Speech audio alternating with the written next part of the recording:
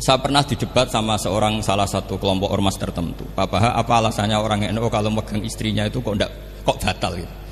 Wong istrinya digauli saja boleh, masa megang itu batal gitu. Terus saya jawab, kamu tahu definisi mahram? Nggak tahu ya. Mahram itu orang yang haram dinikah. Yang haram dinikah itu ya ibu, anak, bule, ponakan. Yang haram dinikah itu namanya mahram. Justru istri itu namanya ajnabiyah, orang lain. Makanya boleh nikah. Jadi statusnya istri itu orang lain, ajnabiyah, sehingga boleh dinikahi. Kalau mahram malah nggak boleh dinikahi. Mereka akhirnya sadar, oh ternyata selama ini keliru. Membahasakan istri mahram itu keliru. Ya terus akhirnya dia jadi Syafi'i dadaan tadi. Itu sebetulnya kalau pakai ilmu logika maupun sosial apa saja, baik sosial ilmiah maupun sosial budaya, kita ini jauh lebih unggul ketimbang tradisi mereka. Misalnya begini, dulu di era Umar bin Abdul Aziz ada yang memberi gelar Khamisul Khulafa. Ini yang dikutip Mizan Kubro Imam Sya'rani. Beliau ngendikan begini, idza ra'aitum jama'atan yatanajawna sirran fima bainahum fi amri dinihim, itu fasyhadu anna dzalika dhalalun wa bid'atun. Jika kamu melihat satu komunitas tertentu yang bisik-bisik agama tapi di grupnya mereka sendiri tanpa melibatkan kelompok lain yang mungkin a'lama minhum, lebih alim, maka itu sesat, dhalalun wa bid'atun. Sehingga dulu itu sudah ada tradisi konsensus ilmiah. Konsensus ilmiah ini diputuskan oleh konsensus yang min ahlil ilmi. Sehingga orang yang tidak ngalim itu ya konangan. Kalau sekarang nggak pati konangan, tahu-tahu ada orang nggak jelas juntrungannya punya majelis tafsir, yang bisa saja cindil tikus itu halal, hanya karena berdasar dalil, misalnya kula ajitu fima uhiya ilayya muharraman ala ta'imi yat'amuhu illa yakuna maitatan aw damam masfuhan aw lahma khinzir, sehingga dianggap yang halal itu banyak, yang haram hanya 3. Saya pernah ketemu di antara mereka, tanya, apa betul Gus Bak menurut Islam begitu? Terus saya baca di antara ciri Nabi itu yang ada di kitab Taurat dan Injil itu wa yuharrimu alaihimul khaba'is. Jadi kadang mawadiul halal wal haram itu tidak disebut di halal haram, tapi disebut di sifatun Nabi. Sifatnya Nabi adalah wa yadau anhum israhum wal aghlal allati kanat alaihim. Di antara sekian sifat itu wa yuharrimu alaihimul khaba'is, dan Nabi mengharamkan sesuatu yang menjijikkan.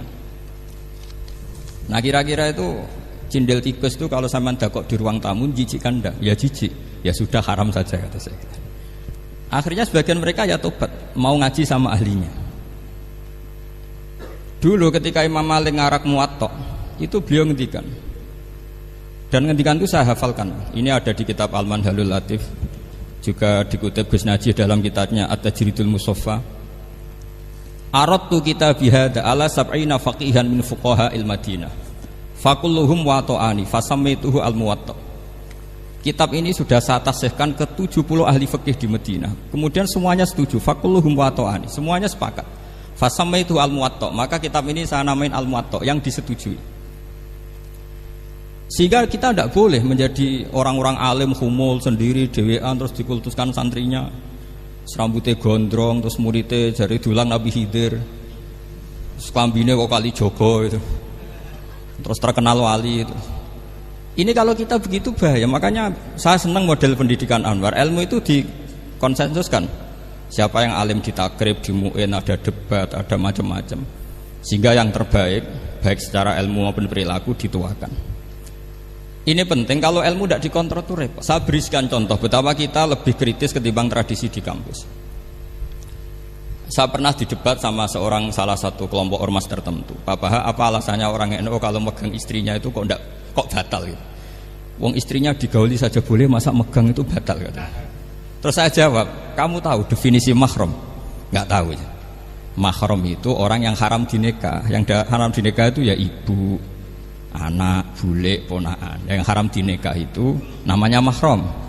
Justru istri itu namanya ajnabiyah, orang lain. Makanya boleh dinikah. Jadi statusnya istri itu orang lain, ajnabiyah, sehingga boleh dinikahi. Kalau mahram malah nggak boleh Mereka akhirnya sadar, oh ternyata selama ini keliru. Membahasakan istri mahram itu keliru. Ya terus akhirnya dia jadi Syafi'i dadaan tadi. Pernah juga ada seorang kiai yang kepikiran mau mengharamkan atau menganggap ada fidah kalau orang haji itu rokok. Alasannya kalau kata pakar-pakar Kuwaitar itu cengkeh itu wangi. Kalau cengkeh wangi berarti kalau haji rokok itu artinya pakai apa? Wangi. Itu hampir saja deal. Karena ya memang cengkeh itu wangi. Kemudian diingatkan sama kiai yang lain. Anda berani fatwa kalau orang Jumatan sunat ngerokok karena pakai pewangi? Terus wah iya ya, enggak jadi. Jadi ini pentingnya ilmu itu konsensus. Sehingga saya bicara di sini pede bukan karena saya merasa benar, enggak, kan nanti ada yang nasah ini. Kalau benar ya sampean dukung, kalau salah ya tinggalkan saja, biasa saja. Karena kalau sampean sama-sama tadi saya sudah bilang tahta topkotin wahidah, kita tahta syaihin wahid, tahta mursyid wahid. Saya pikir ilmu saya dan sampean ya undah-undi lah. Kita beda jauh kan dengan Gus Naji karena beliau alim bisa ngarang kitab banyak. Kalau saya jenengan kan ya sama-sama nggak jelas gitu ya sudah pokoknya santai-santai saja. Pokoknya rileks saja. Yang jelas saya datang ke sini itu mau cerita kebanggaan saya sebagai orang pesantren, produk pesantren kalau kata Gus Barak tadi. Di kampus itu saya berkali-kali ketemu doktor, profesor dan mereka umumnya itu orang-orang yang galau, yang gelisah. Dan lucunya itu mereka memposisikan saya sebagai penasihat. Karena apa? Memang ilmu pesantren itu unik. Ilmu yang bisa menjawab problem apa saja. Mereka misalnya tanya begini, Pak Bahak, saya ini orang kampung. Yang bapak saya itu utun, katanya. Utun itu lugu. Bisa menjadikan saya doktor, saya jadi dekan, saya jadi rektor. Tapi setelah di kota, dengan sekian ilmu yang saya pelajari dari Eropa, dari Amerika, sekedar anak saya tidak narkoba itu sudah susah. Kok ranking? Nggak dengar anak saya ditangkap BNN itu sudah seneng saya. Artinya apa? Dia sadar ternyata kearifan lokal yang dididik para kiai menjadikan anak-anaknya jadi profesor, jadi dokter. Tapi dengan ilmu kedoktorannya orang menjadikan anaknya ranking itu susahnya bukan main. Karena nggak ada kearifan. Ilmu yang mereka anggap adalah dianggap ya, tentu tidak hakikat, eksak. Eksak saja sebetulnya tidak juga subjektivitas mereka. Misalnya begini, ini contoh sekian.